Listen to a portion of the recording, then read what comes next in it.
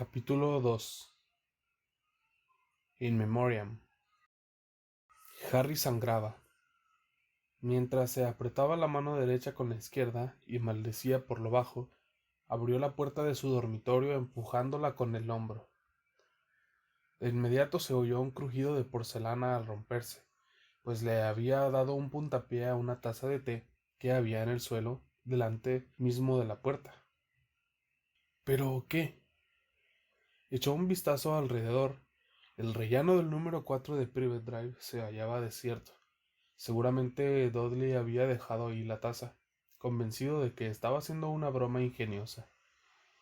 Manteniendo la mano que le sangraba en alto, Harry recogió los fragmentos de porcelana con la otra y los arrojó a la papelera, ya rebosante, que había justo al lado de su dormitorio. Luego fue al cuarto de baño a poner el dedo bajo el grifo. Era estúpido, absurdo y sumamente irritante que todavía faltaran 4 días para que se le permitiera practicar magia. Pero tenía que admitir que no habría sabido qué hacer con aquel corte irregular en el dedo. Todavía no había aprendido a curar heridas y, pensándolo bien, sobre todo a la luz de sus planes inmediatos, eso era un grave fallo de su educación mágica. Se dijo que debía pedirle a Hermione que le enseñara, y a continuación, con un gran puñado de papel higiénico, limpió el té derramado antes de volver a su dormitorio y cerrar de un portazo. Había pasado la mañana vaciando por completo su baúl del colegio, por primera vez desde que lo llenara 6 años atrás. Al principio de cada curso escolar se limitaba a sacar de él las 3/4 partes de su contenido y sustituirlas o ponerlas al día, pero dejaba una capa de residuos en el fondo: plumas viejas, ojos de escarabajo disecados, calcetines desparejados. Unos minutos antes, al meter la mano en ese mantillo, había experimentado un agudo dolor en el dedo anular de la mano derecha y al retirarla vio la sangre. Esta vez tuvo más cuidado. Volvió a arrodillarse junto al baúl, buscó a tientas en el fondo y, tras sacar una vieja insignia donde se leía alternativamente Apoya a Cedric Diggory y Poterapesta, un chivatoscopio rajado y gastado, y un guardapelo de oro que contenía una nota firmada R.A.B., encontró por fin el borde afilado que le había producido la herida. Lo reconoció de inmediato. Era un trozo de unos 5 centímetros del espejo encantado que le había regalado Sirius, su difunto padrino. Lo puso aparte y siguió tanteando con precaución en el baúl en busca de la parte restante. Pero del último regalo de su padrino no quedaba más que un poco de vidrio pulverizado que, como brillante arenilla, se había adherido a la capa más profunda de residuos. Se incorporó y examinó el trozo de bordes irregulares con que se había cortado, pero lo único que vio reflejado fue su propio ojo, de un verde vivo.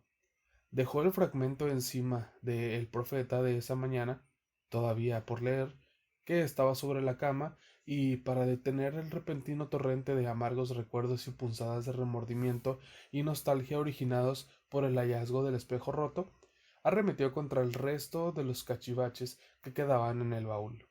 Tardó 1 hora en vaciarlo por completo, tirar los bártulos inservibles y separar los demás en 2 montones, según fuera a necesitarlos o no. Acumuló en un rincón la túnica del colegio y la de Quidditch, el caldero, las hojas de pergamino, las plumas y la mayoría de los libros de texto, porque no tenía intención de llevárselos. Entonces se preguntó qué harían sus tíos con ellos. Seguramente quemarlos a altas horas de la noche, como si fueran la prueba de algún espantoso crimen.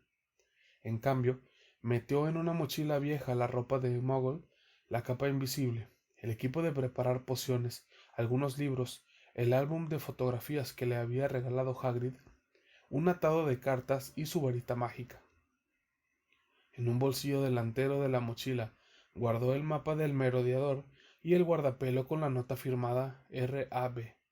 Al guardapelo le había concedido ese lugar de honor no porque fuera valioso, al menos no valía nada, al menos a efectos prácticos, sino por lo que le había costado obtenerlo. Encima del escritorio, junto a Hedwig, su lechuza blanca como la nieve, aún quedaba un buen montón de periódicos, uno por cada día pasado en Private Drive ese verano. Al cabo de un rato se puso en pie, se estiró y se acercó al escritorio. Hedwig no se movió mientras él se ocupaba de hojear los periódicos antes de tirarlos al montón de basura uno tras otro. La lechuza dormía o fingía hacerlo, ya que estaba enfadada con Harry por el poco tiempo que le permitía salir de la jaula. A medida que llegaba al final de los periódicos, fue pasándolos más despacio, intentando recuperar uno que había llegado poco después de que él regresara a Private Drive a principios del verano. Recordaba que la primera plana de ese ejemplar incluía un breve comentario sobre la dimisión de Charity Burbage, la profesora de estudios muggles de Hogwarts. Por fin lo encontró. Buscó la página 10, se dejó caer en la silla del escritorio y releyó el artículo que buscaba. Remembranza de Albus Dumbledore. Elphias Touch. Conocí a Albus Dumbledore cuando tenía 11 años. Era nuestro primer día en Hogwarts. La atracción mutua que experimentamos se debió sin duda al hecho de que ambos nos sentíamos como intrusos allí. Yo había contraído viruela de dragón poco antes de instalarme en el colegio y, aunque ya no contagiaba, mi cara, picada y de un desagradable tono verdoso, no animaba a nadie a acercárseme. Albus, por su parte, había llegado a Hogwarts bajo la carga de una notoriedad en absoluto deseada. Apenas un año atrás, su padre, Percival, había sido condenado por una brutal agresión muy divulgada contra 3 jóvenes muggles. Él nunca intentó negar que su progenitor, que moriría en Azkaban, hubiera cometido ese crimen. Es más, cuando reuní el valor suficiente para preguntárselo, me aseguró que sabía que su padre era culpable. Aparte de eso, se negó a seguir hablando de tan lamentable asunto, aunque muchos intentaron tirarle de la lengua. Algunos incluso elogiaban el acto de Percival y daban por sentado que su hijo también odiaba a los muggles. Pero estaban muy equivocados, como podría atestiguar cualquiera que lo conociera. Él nunca manifestó ni la más remota tendencia anti-muggle.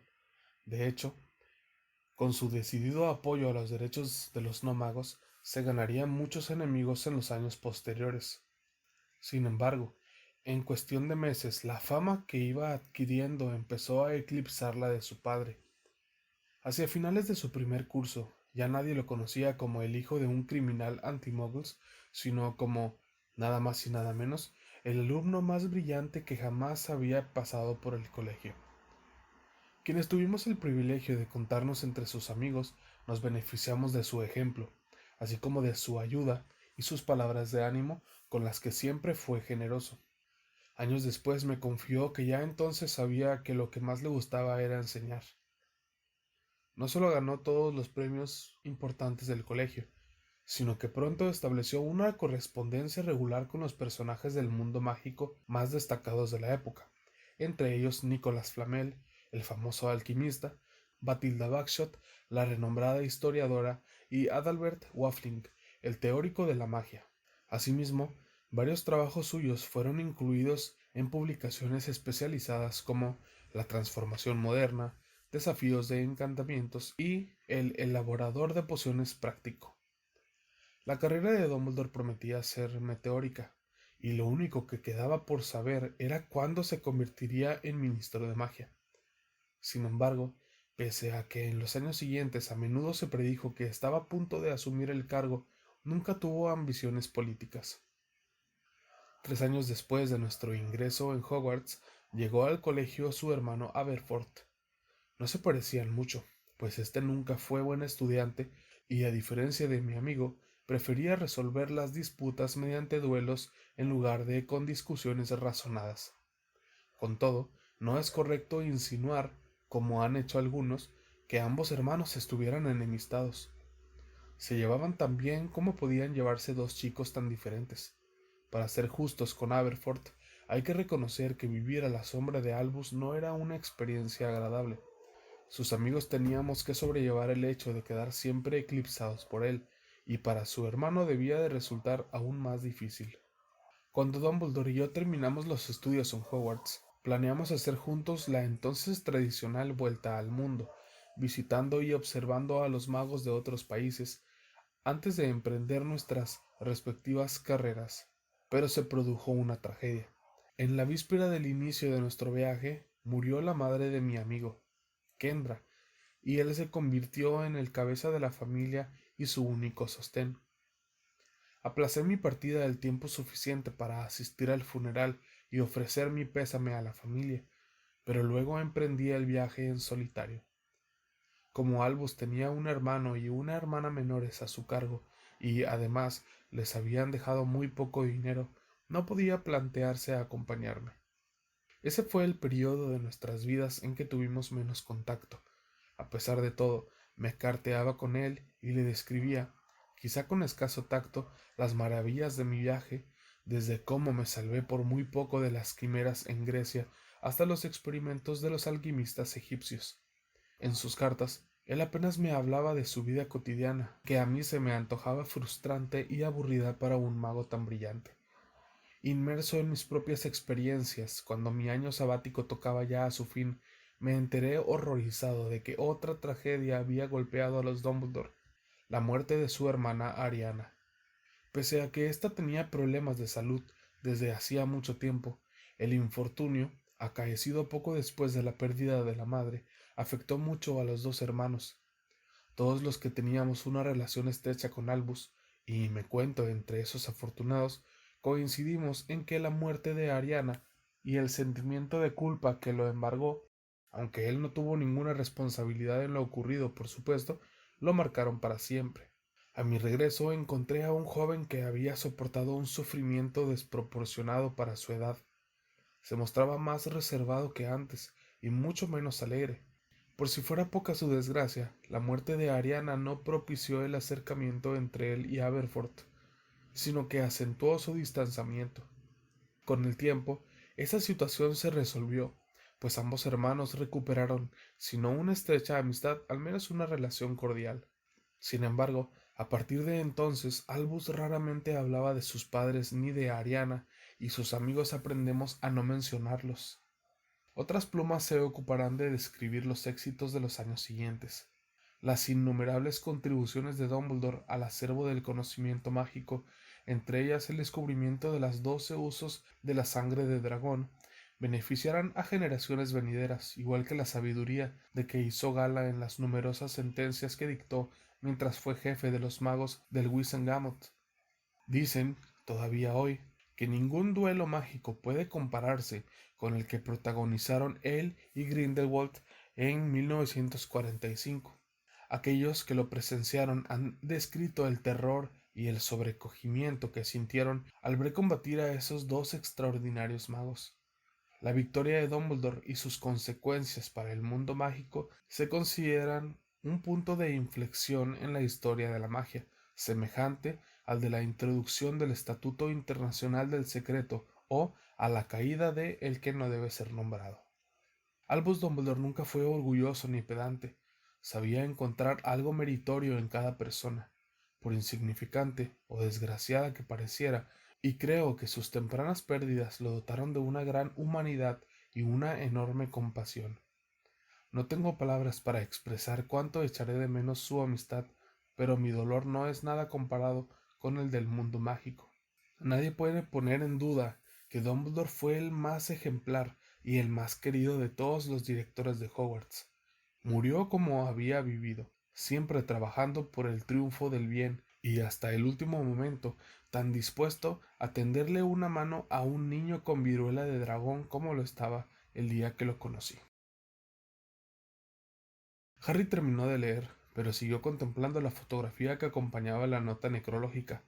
Dumbledore exhibía su habitual y bondadosa sonrisa, y como miraba el objetivo por encima de sus gafas de media luna, al muchacho le dio la sensación, incluso en el papel de prensa, de que lo traspasaba con rayos X, y la tristeza se le mezcló con un sentimiento de humillación. Siempre había creído que conocía bien a Dumbledore, pero tras leer esa nota necrológica se vio obligado a reconocer que apenas sabía nada de él. Jamás había imaginado su infancia ni su juventud. Era como si siempre hubiera sido como él lo conoció, un venerable anciano de cabello plateado. La idea de un Dumbledore adolescente se le antojaba rara. Era como tratar de pensar en una Hermione estúpida o en un escreguto de cola explosiva bonachón. Nunca se le ocurrió preguntarle acerca de su pasado. Sin duda habría resultado extraño, incluso impertinente, pues al fin y al cabo todos sabían que había participado en aquel legendario duelo contra Grindelwald. Ni le había pasado por la cabeza pedirle detalles de ese ni de ningún otro de sus famosos logros. No, siempre habían hablado de Harry, del pasado de Harry, del futuro de Harry, de los planes de Harry, y ahora éste tenía la impresión, pese a lo peligroso e incierto que era su futuro, de que había desperdiciado oportunidades irrepetibles al no preguntarle más cosas sobre su vida, aunque la única pregunta personal que le había formulado era también la única que sospechaba que el director del colegio no había contestado con sinceridad. ¿Qué es lo que ve cuando se mira en el espejo? Yo me veo sosteniendo un par de gruesos calcetines de lana. Harry permaneció pensativo unos minutos. Luego recortó la nota necrológica del profeta, la dobló con cuidado y la guardó dentro del primer volumen de magia defensiva práctica y cómo utilizarla contra las artes oscuras. Entonces tiró el resto del periódico al montón de basura y contempló la habitación. Estaba mucho más ordenada. Lo único que seguía fuera de su sitio era el periódico de ese día, sobre la cama y con el fragmento del espejo roto encima. Harry cruzó el dormitorio, cogió el profeta, dejando que el fragmento de espejo resbalara y cayera a la cama, y lo abrió. Cuando la lechuza del correo se lo entregó enrollado por la mañana, no había hecho más que echarle un vistazo al titular y dejarlo por ahí, tras comprobar que no mencionaba a Voldemort. Estaba seguro de que el ministerio se valía del profeta para ocultar las noticias sobre el señor tenebroso. Por eso no vio hasta ese entonces lo que había pasado por alto. En la mitad inferior de la primera plana había un titular más pequeño sobre una fotografía de Dumbledore caminando a grandes zancadas, al parecer con prisa. Dumbledore. La verdad. ¿Por fin? La semana que viene se publicará la asombrosa historia del imperfecto genio, considerado por muchos el mago más grande de su generación. Rita Skeeter echa por tierra la popular imagen del sabio sereno de barba plateada y revela la problemática infancia, la descontrolada juventud, las eternas enemistades y los vergonzosos secretos que Dumbledore se llevó a la tumba. ¿Por qué un hombre destinado a ser ministro de magia se contentó con dirigir un colegio? ¿Cuál era el verdadero propósito de la organización secreta conocida como Orden del Fénix? ¿Cómo murió realmente Dumbledore? Estas y muchas otras preguntas se investigan en la explosiva biografía Vida y Mentiras de Albus Dumbledore, de Rita Skeeter, entrevistada en exclusiva por Betty Braithwaite. Véase página 13. Harry abrió el periódico con brusquedad y buscó la página 13. El artículo iba acompañado de una fotografía de otra cara que también le resultó familiar. Una mujer de galas, con joyas incrustadas en la montura y de rubio cabello rizado artificialmente, dejando entrever los dientes, esbozaba una sonrisa que sin duda pretendía ser encantadora y saludaba agitando los dedos. Harry hizo todo lo posible por ignorar esa desagradable imagen y leyó. En persona, Rita Skeeter es más dulce y afectuosa de lo que sugieren sus famosas y despiadadas semblanzas. Tras recibirme en el vestíbulo de su acogedora casa, me lleva directamente a la cocina para ofrecerme una taza de té, un trozo de bizcocho y, huelga decirlo, una buena hornada de cotilleos. Sí, desde luego, Dumbledore es el sueño de todo bolígrafo, afirma. Tuvo una vida larga y plena. Estoy segura de que mi libro será el primero de una larga serie. Skeeter no ha perdido el tiempo, pues terminó su libro, de 900 páginas, tan solo 4 semanas después de la misteriosa muerte de Dumbledore acaecida en junio. Le pregunto cómo consiguió esa hazaña. Bueno, verás, cuando llevas tantos años como yo ejerciendo el periodismo, te acostumbras a trabajar con un plazo determinado. Era consciente de que el mundo mágico estaba pidiendo a gritos la historia completa, y quería ser la primera en satisfacer esa necesidad. Mencionó los recientes comentarios ampliamente divulgados de Elphias Dodge, consejero especial del Wizengamot y gran amigo de Albus Dumbledore, según los cuales el libro de Skeeter contiene menos hechos reales que los cromos de las ranas de chocolate. Skeeter echa la cabeza atrás y ríe. El bueno de Doggy. Recuerdo que hace unos años lo entrevisté acerca de los derechos de la gente del agua. Pobre hombre. Estaba completamente ido. Al parecer creía que nos hallábamos sentados en el fondo del lago Windermere, y no paraba de decirme que estuviera atenta por si veía alguna trucha. Sin embargo, otras personas se han hecho eco de las acusaciones de inexactitud formuladas por Elphias Dodge, de modo que le planteo a Skeeter si cree que un tiempo tan breve, 4 semanas, le ha bastado para hacerse una idea completa de la larga y extraordinaria vida de Dumbledore. Ay, querida, replica componiendo una sonrisa y me da unas afectuosas palmaditas en la mano. Tú sabes tan bien como yo la cantidad de información que puede obtenerse con una bolsa llena de galeones, con la determinación de no aceptar un no por respuesta y provista de una buena pluma, abuela pluma. Además, la gente hacía cola para criticar a Dumbledore. Verás, no todo el mundo lo consideraba tan maravilloso, puesto que molestó a más de un personaje importante. Pero el bueno de Dudley Dodge ya puede ir apeándose de su hipogrifo, porque yo he tenido acceso a una fuente por la que muchos periodistas cambiarían su varita.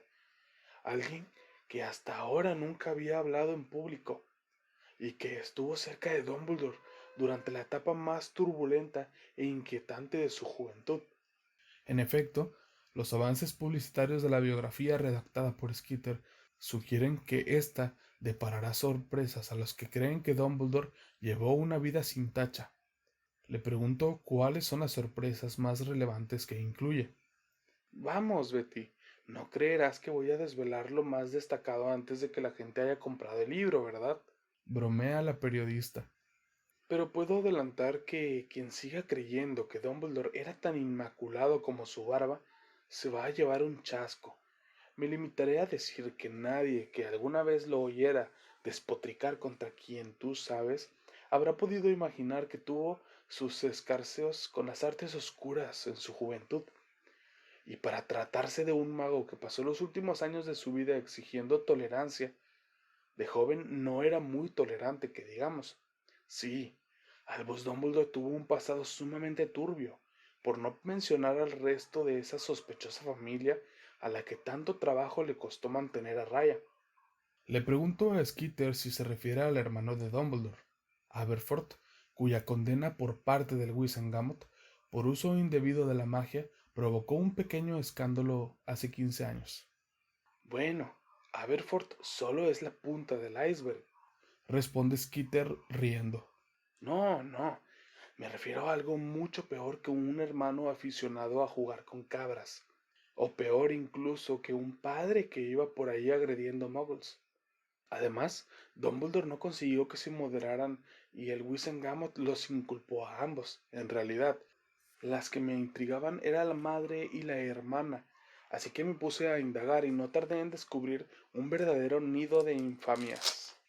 Pero como ya he dicho, tendrán que leer del capítulo 9 al 12 para saber todos los detalles. Lo único que puedo adelantar ahora es que no me extraña que Dumbledore nunca explicara cómo se rompió la nariz. Le comentó a Skeeter si, a pesar de esos trapos sucios que la familia intentaba ocultar, niega la genialidad que permitió a Dumbledore hacer tantos descubrimientos mágicos. Era listo, admite, aunque ahora muchos ponen en duda si realmente merecía que se le reconociera la autoría de todos sus presuntos logros. Como reveló en el capítulo 16, Ivordi Lonsby afirma que él ya había descubierto 8 usos de la sangre de dragón cuando Dumbledore tomó prestados sus trabajos. No obstante, insisto en que la importancia de algunos logros de Dumbledore no puede negarse. Así pues, ¿qué opina de la famosa derrota de Grindelwald?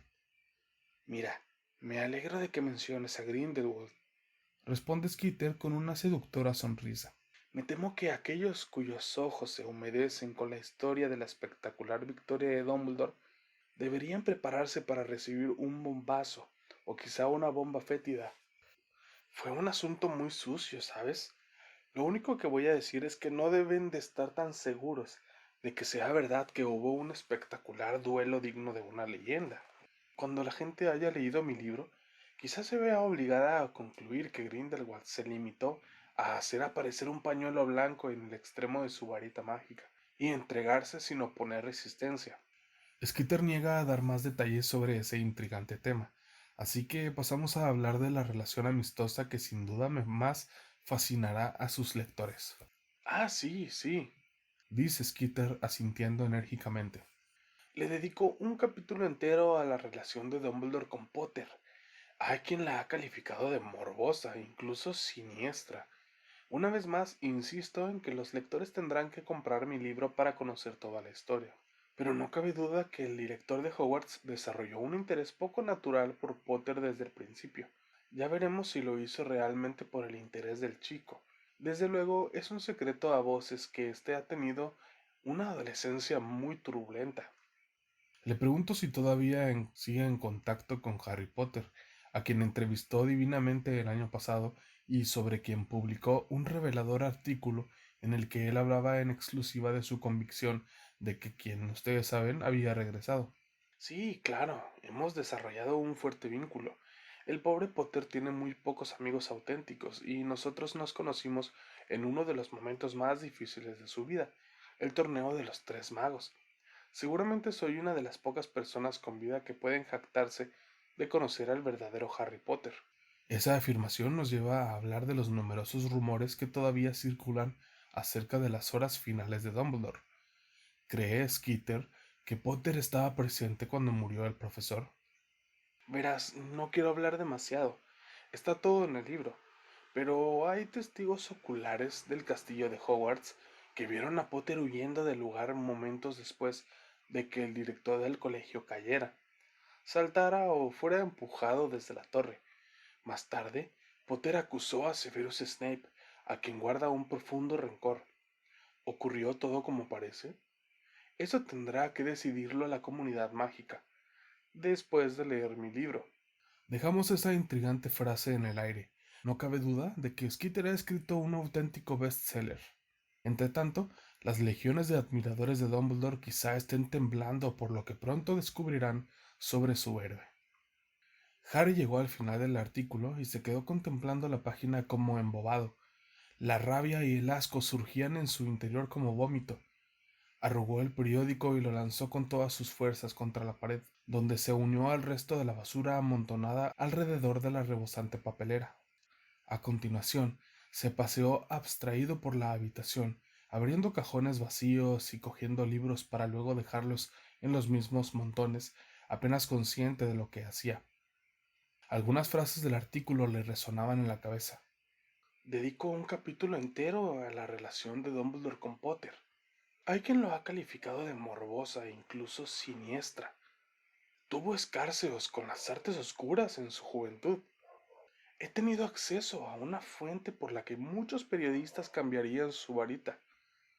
¡Mentiras!, gritó Harry, y por la ventana vio al vecino de al lado que, mirándolo con nerviosismo, se había detenido para volver a poner en marcha el cortacésped. Se dejó caer con frustración en la cama, haciendo saltar el trozo de espejo. Lo cogió y lo giró entre los dedos, al tiempo que pensaba en Dumbledore y en las embustes con que Rita Skeeter lo estaba difamando. De pronto percibió un intenso destello azul, se quedó paralizado y el dedo que se había cortado se le deslizó otra vez por el borde irregular del espejo. Eran imaginaciones suyas, no había otra explicación. Miró hacia atrás, pero la pared lucía aquel asqueroso tono melocotón elegido por tía Petunia. Allí no había nada de color azul que pudiera haberse reflejado en el espejo. Volvió a mirarse en este y no vio más que su ojo de un verde vivo devolviéndole la mirada. Se lo había imaginado, era evidente. Se lo había imaginado porque estaba pensando en el difunto director del colegio. Si de algo estaba seguro, era de que los ojos azules de Albus Dumbledore jamás volverían a clavarse en los suyos.